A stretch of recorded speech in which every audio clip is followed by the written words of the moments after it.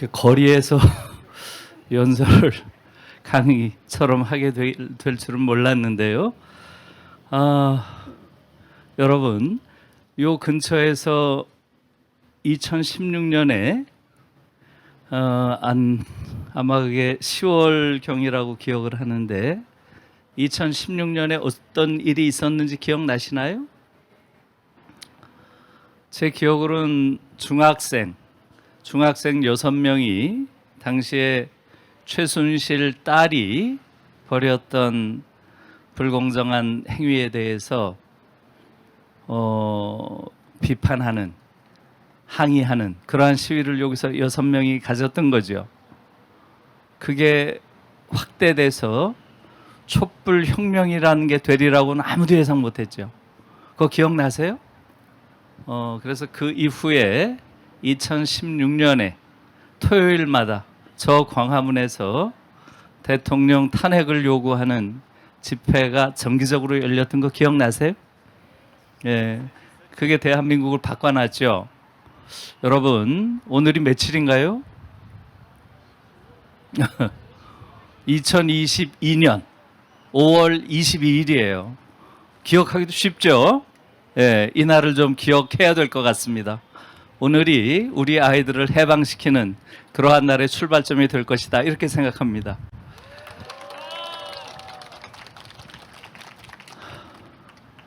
우린 지금 6명이 아니라 60명도 더 모인 것 같아요. 너무 많이 모인 것 같아요, 출발로는. 그래서 우리의 이 외침은 반드시 성공할 것이다, 이렇게 확신하고요.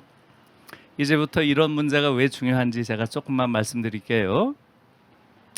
여러분, 지금 우리 아이들이 불행하다는 건 다 알죠?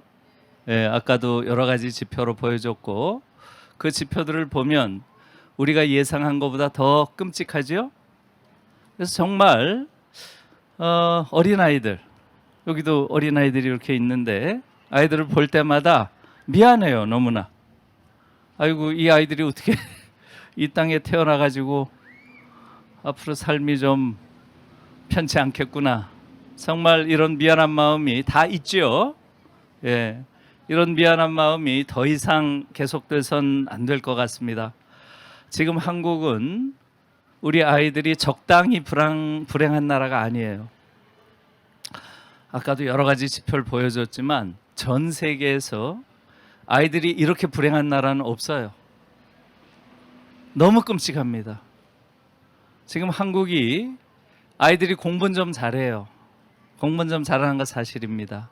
피사라고 국제 수학 능력 평가를 비교하는 이러한 시험이 있죠. 여기서 한국이 잘해요. 한국, 일본, 핀란드, 이 세 나라가 이른바 피사 강국이죠. 그래서 아무튼 일정한 학력 수준이 높다, 이건 사실이에요. 그렇기 때문에 유럽에서 한국 교육에 한때 관심을 가진 적이 있어요. 왜냐하면 유럽의 주요 국가들은 대체로 중간쯤이에요. 독일이나 프랑스 같은 나라가 한 20위권이에요. 근데 대부분 한국이 맨 앞쪽이에요. 그러니까 피사 강국의 교육에서 배우자, 이래가지고 온 거예요. 여러분, 프랑스에서는 르몽드지라고 아시죠? 영어권으로 하면 뭐 뉴욕 타임즈나 워싱턴 포스트에 해당되는 프랑스 최고의 신문이죠. 이 신문이 왔어요. 그래서 한국 교육을 집중 취재했습니다. 그 결과는 뭐겠어요?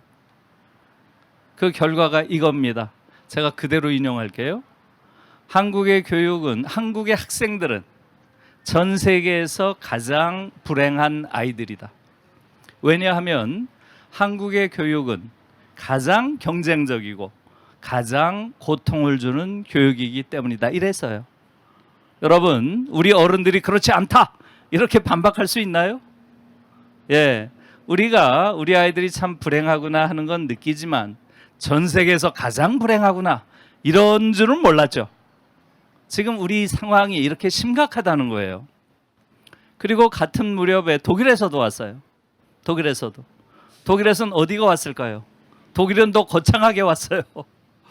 독일은 국영방송이 왔습니다. 국영방송이. 국영 3방송이라고 엔드라이라는 데서 와가지고 한국 교육을 집중 취재했습니다. 이들은 한국 교육을 보고 경악한 거예요. 이건 교육이 아니다. 그래서 이 취재가 나갈 때는 교육 프로가 아니라 인권 프로로 나갔어요. 교육 프로로 내버릴 수가 없다는 거죠.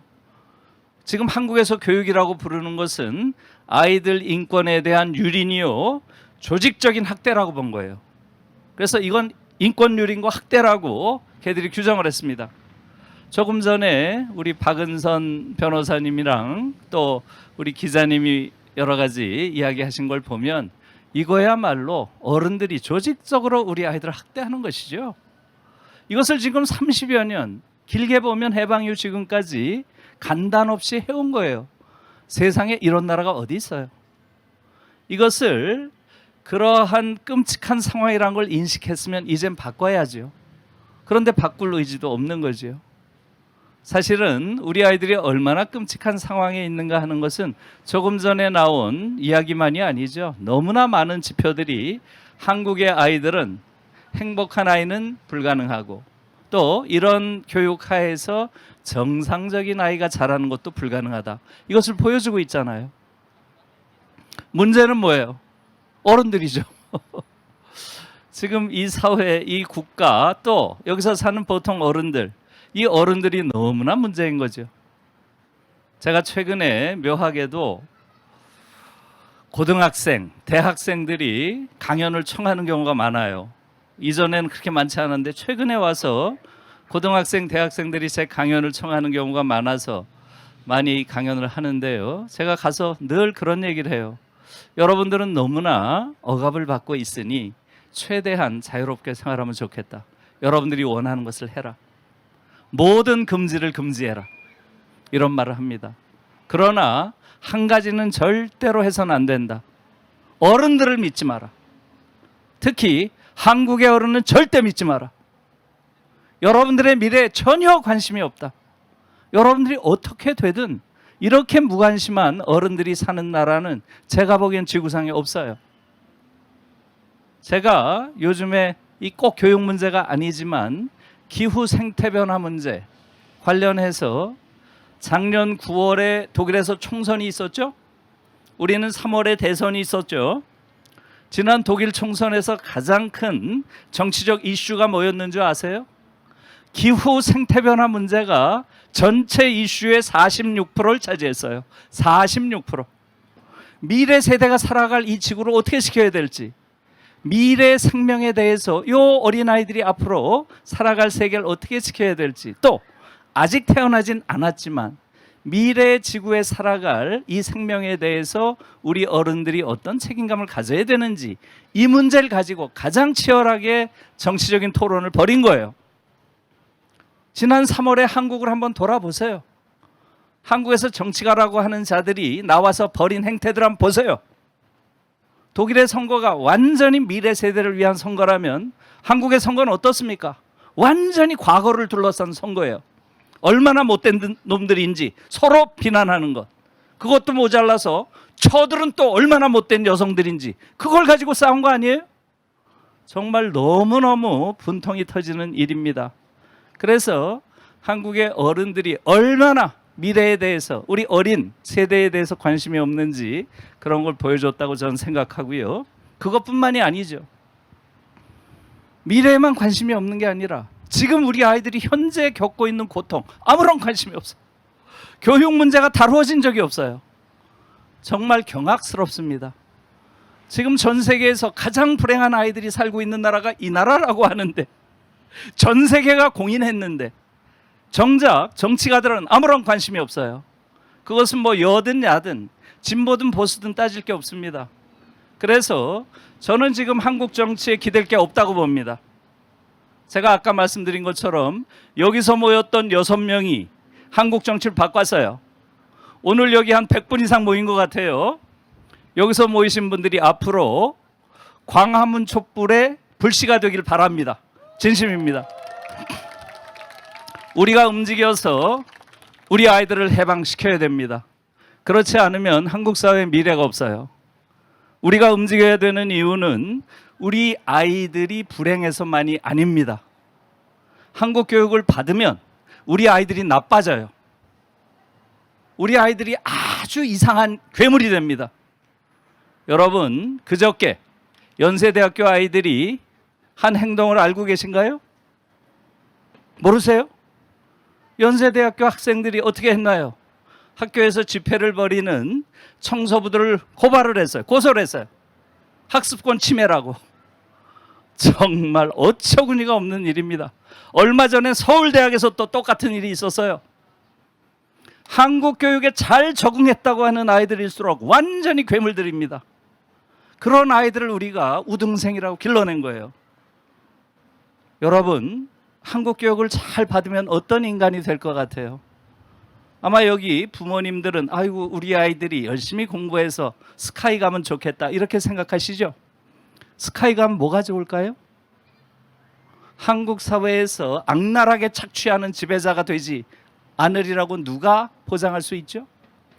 그들이 벌이는 행태는 이미 인내 수준을 넘어서고 있어요. 여러분 생각해 보세요. 한국 사회 엘리트들이 어떤 인간들인가요? 지난 2, 3년 동안 한국 사회가 길러낸 최고의 엘리트들이 어떤 인간인지를 우리는 너무나 자주 목도했죠. 의사들이 벌인 데모, 여러분 의사들이 낸 성명서 한번 읽어보세요. 이렇게 썼어요. 이렇게 성명서에서 전교 1등을 놓치지 않기 위해 공부에만 전념한 의사와 추첨에 의해서 공공병원의 의사가 된 의사, 그 중에서 당신은 어떤 의사에게 진료받겠습니까? 이렇게 써놨어요. 저는 그걸 보면서 야, 한국 교육은 실패가 아니다. 이쯤 되면 파탄이다. 이렇게 느꼈어요. 거기서 보이는 미성숙, 오만한 태도, 인간에 대한 기본적인 예의 없음, 이런 것들이 한국 교육이 길러낸 엘리트들의 기본적인 속성입니다. 판검사 똑같죠. 그래서 저는 지금 한국 교육은 적당히 빨았을 수 없다고 봅니다. 너무 더러워서 버려야 돼.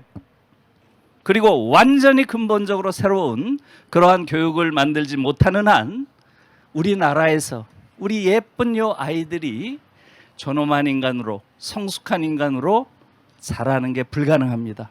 그래서 오늘 이 자리가 경쟁교육을 이제는 완전히 종식시키고 우리 아이들에게도 행복한 아동기, 청소년기를 돌려주는 그러한 교육혁명의 출발점이 되길 바랍니다. 예, 고맙습니다.